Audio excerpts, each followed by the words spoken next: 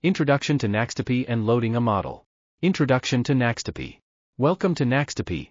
In this video, you'll learn how to install NaxToPy, load a finite element model, and discover how this tool can revolutionize data management in structural analysis. We'll be using a Jupyter notebook throughout this tutorial. You can download the notebook along with all other materials from the link in the video description. Why choose NaxToPy? NaxToPy is a powerful Python package developed by Idero, specifically designed to optimize working with finite element models and their results. But why should you choose NaxToPy over traditional tools? In structural analysis, we deal with large volumes of data. Traditional tools, like Excel, have limitations, such as a maximum number of rows and slower processing speeds. By switching to Python, NaxToPy offers a much faster, more flexible, and efficient solution. Installation guide. Let's start with the installation. To use NaxToPy, you need Python and NAXTO installed. To check if they are installed, open your terminal and type pip list.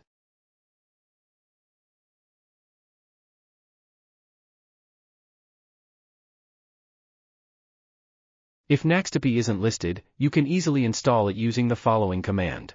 Pip install NaxToPy. Once installed, you're ready to get started. Loading your first model. Now, let's load a finite element model using NaxToPy. Simply import the model and use the load_model function to load an N2P model content object. NaxToPy supports a wide range of file formats, including OP2, XDB, H5, and more, so you can work with various model types using a single script. Working with files. We will work with two types of files in this example. OP2 file contains results such as displacements, stresses, and forces. DAT file includes details about the mesh and geometry of the model. However, loading both files is not mandatory. If your focus is on results, the .op2 file alone will suffice. Importing results.